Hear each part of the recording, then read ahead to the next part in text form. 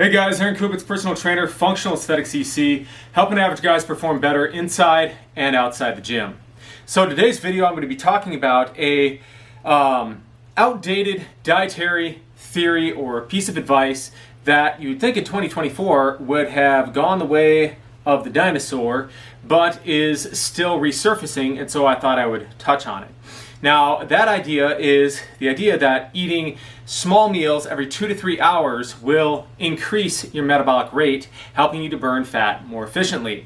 A lot of diet companies and stuff will have you eating small little snacks every couple of hours and tell you that it's going to help you keep your metabolism going because if you go too long without eating, your metabolism is going to decrease.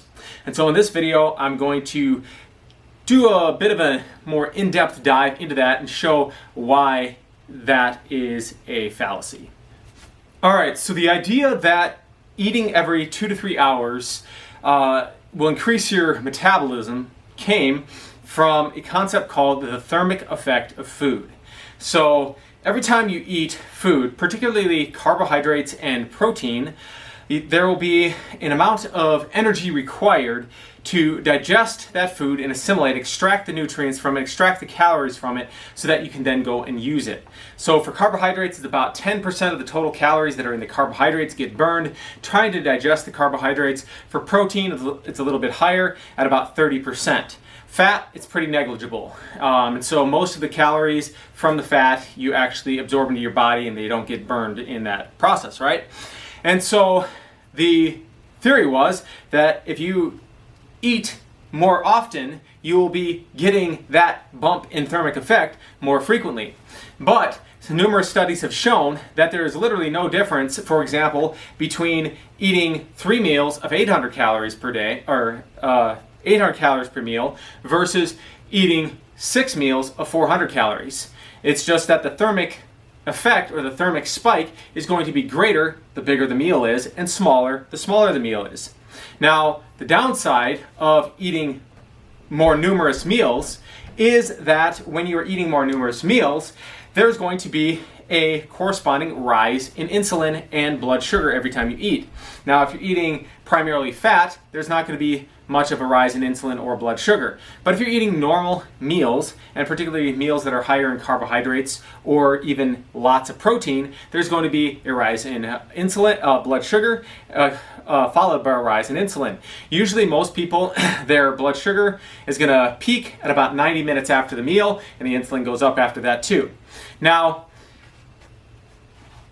the reason this is a problem, especially for somebody who's trying to lose body fat, is that insulin is an anabolic hormone, right? Insulin is primarily responsible for shuttling nutrients into your cells. Insulin often gets a bad rap today in the low carbohydrate communities because they say insulin makes you fat. Well, no, if you didn't have insulin, it would be a very bad thing. And this is why diabetics actually have to take insulin shots to get that in there. The problem is when blood sugar and insulin are chronically elevated. When blood sugar is chronically elevated, i.e. from eating food all the time or just eating too much food and not utilizing it, eventually your body has to produce more and more insulin to get the same amount of sugar into your cells. And over time, it becomes less and less sensitive, and then you start burning out your pancreas and all that kind of stuff. The second part of this is that there are other hormones, such as human growth hormone and glucagon, which help to release stored carbohydrates and fatty acids from storage during times of when you are not eating.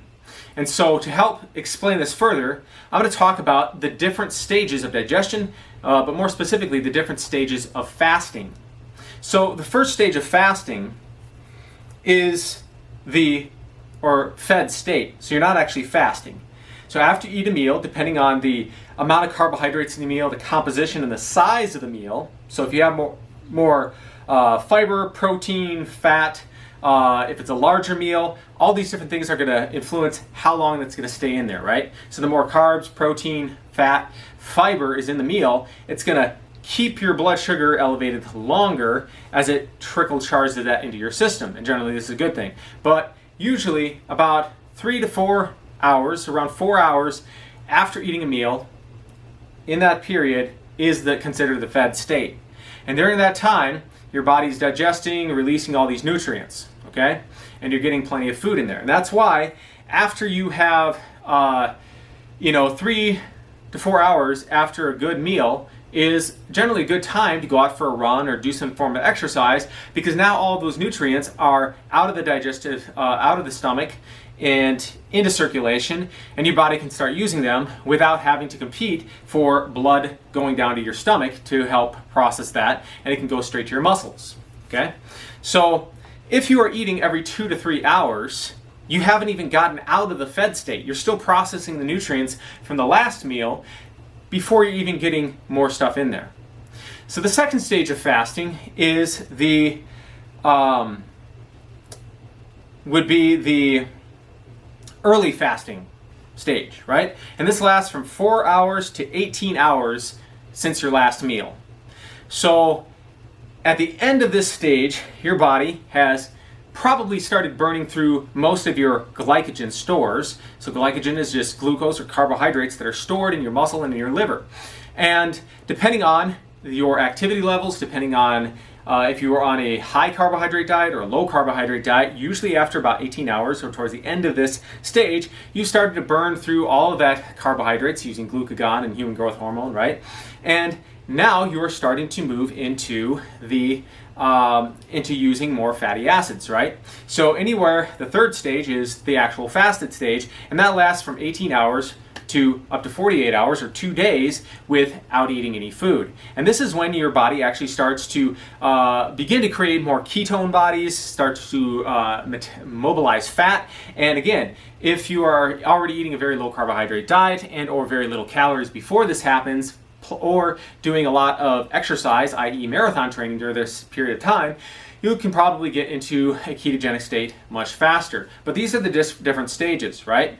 So as you can see, it doesn't really make any sense to be eating little amounts of food before your body has even finished processing the first meal.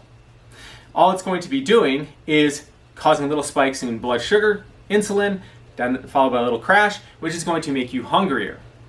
The other thing is that there's an inverse relationship between insulin and human growth hormone. If you remember, human growth hormone, in addition to many other metabolic processes, one of the things that does is help to liberate fatty acids from storage.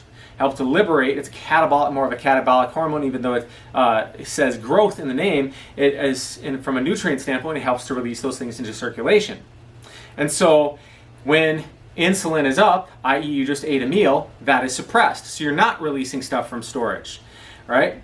And so what happens when you allow insulin to naturally dip down and then enter this more catabolic state is that your body can start to utilize fatty acids, a mixture of fatty acids and glucose from glycogen storage, meaning that your appetite will be suppressed because you're using energy from storage rather than relying on the stuff that's immediately coming into your mouth. And you can see from a dieting standpoint that this would be beneficial because now you would have less hunger and cravings. But when you're constantly eating little meals, you totally disrupt your hormonal system and throw that off. Now, the one case where eating little snacks may actually be beneficial, and this is one of the reasons why they tell you to do that, is to help prevent overeating later on. Because regardless of whether you're fasting or whether you're doing calorie restriction, because both are forms of calorie restriction, it's just one, you're eating little meals all the time, and the other one, you're just eating a larger meal later on. Regardless of what method you use, the main key to losing body fat is to be in a calorie deficit, eating less, taking in less food and nutrients than your body is burning off, right? And so if you're eating all these little meals all the time, it's going to continually be spiking that, right?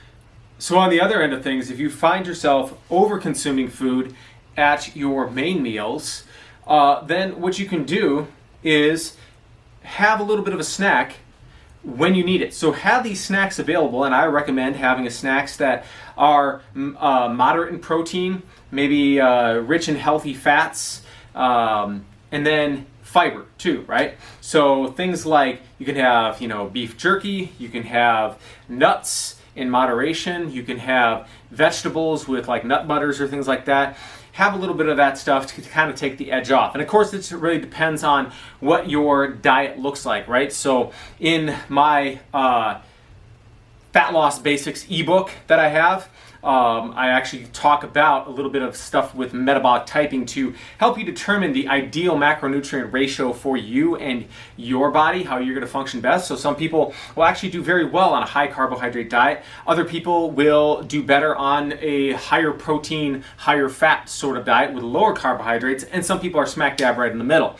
And there's a series of tests that you can do to help you determine and pinpoint where you should be with based upon you and your and your body.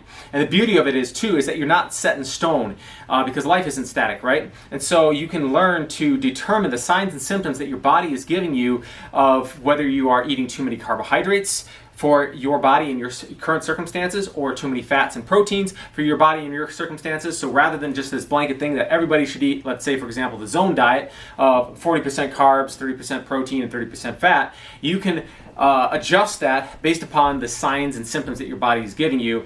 And I much prefer this. And actually in the 18 years that I've been studying and doing this nutrition stuff and all the obstacles that I've gone through, and I've seen many different diets come and go, I still come back to this basic philosophy. Because right now, it used to be the Atkins diet and the Mediterranean diet, and you'd have like the vegan diet, and then you had the zone diet and all these different things. Now you have carnivore and paleo and many different variations thereof, and they all can fit within this umbrella of what I'm talking about. And furthermore, rather than just pegging yourself there, you can also learn how to adjust and how to know when to adjust the ratios of different macronutrients to hit your ideal energy state, so where you're feeling optimal. All right, so a little bit of a rabbit trail there. If you're interested in that ebook, go ahead and drop guide below, and I can get that emailed over, sent over to you as well. But carrying on with this, the case when it might make sense to have little snacks and stuff is if you are on the verge of, man, I'm getting really to that point of it, it's not mealtime yet, but I'm starting to feel, a little bit like excessively hungry. And again, like I said, it's not bad to feel hunger, right? It's actually good to feel a little bit of hunger, right? You don't want to always be feeling full. It's a bad state to be in, right? Being a little bit hungry is not a bad thing.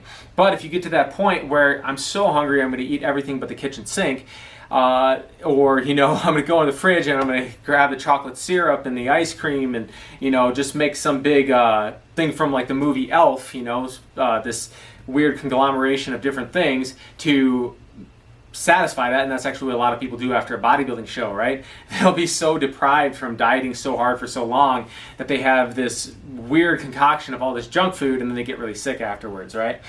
So you definitely don't want to do that. And so sometimes having this little thing to stave that off. But the key differentiator here is you're not having these meals on a schedule to prevent the hunger from coming. You're just having that food available so that if you end up getting where you're, man, I just actually need something to prevent me from overdoing it or overshooting it later on, you do that just to take the edge off, and then that way you can eat in a little bit more moderation later on.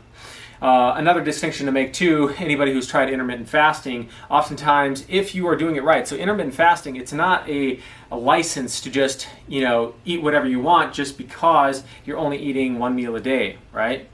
Or just a couple of meals, or you're only eating within a certain window of time. You still need to be eating a quality diet, and that's why I always recommend establish a healthy baseline diet first, and that's what my ebook actually helps you do. It helps you establish the baseline diet for you that's going to help you feel and perform at your best, and then you can make adjustments to that for specific goals once you have that in place, right? But there's a lot of people, and I knew a lot of people growing up, that would only eat like one or two meals a day, right? But when they did eat, it was like a big old bowl of pasta, or they eat a whole pizza or something like that, or they'd eat a bunch of other junk food or whatever, mainly a lot of carbohydrates or fats, right? Which there's nothing wrong with those things, but when you eat a huge bolus of that, right, devoid of proteins. And the other thing is to consider too is that when you are dieting for fat loss, it becomes even more crucial that you have an appropriate diet, right? if you're not dieting to lose body fat, you don't really have to worry about too much about how much protein you're getting in, right? The body actually doesn't need that much protein as long as you have good insulin sensitivity, you're fit, right? And you're getting plenty of calories and carbohydrates in. Because if you have good insulin sensitivity and you're getting plenty of carbohydrates are very anabolic. You don't need a lot of protein to support you. But if you are reducing your calories, i.e. you're only eating in a certain window of time, or you're only eating one meal a day, then it becomes much more critical that you are basing your meals around proteins to keep your body in a positive nitrogen balance so that you are not metabolizing muscle, right? Because if you're not getting enough calories and you're not getting enough protein, you will absolutely start losing muscle mass along with body fat, and that's the last thing you want to happen. You want to get leaner, not just smaller. All right, guys, so to recap on what I just covered, eating small little meals frequently will not increase your metabolism. In fact, if anything, it might make you have more cravings and stuff because you're always elevating the blood sugar, right? As soon as that dips down, you allow insulin and blood sugar to go down, then you start to be able to tap into your storage of carbohydrates and fats, right? And be able to use that. Thus, your hunger and your cravings are going to subside, okay? The other thing is that it's really inconvenient to have to carry that all around with you all the time. And then what do I recommend? Well, I recommend first and foremost, establish a healthy baseline diet. Before you start anything like doing fasting, doing keto, doing low carb, whatever it is, whatever, kind of off the beaten path sort of thing you're doing, make sure you already have good healthy eating habits in place first, and that serves as a kind of a launch pad from which you can go off to this thing, return to it to maintain, go do this thing, return to it to maintain, and that way you're not having this rebound cycle of, oh, I lost a bunch of weight, but then it was so unsustainable. Because when you think about it, losing body fat or even gaining weight or losing weight indefinitely are both unhealthy things to do, right? They're not natural. Your body wants to stay in homeostasis. So it's going to be stressful either way. If you're either gaining a bunch of weight all the time or losing weight all the time, it's going to be stressful. So you always want to have a plan of, once I achieve that goal, how am I going to go back to maintenance, right?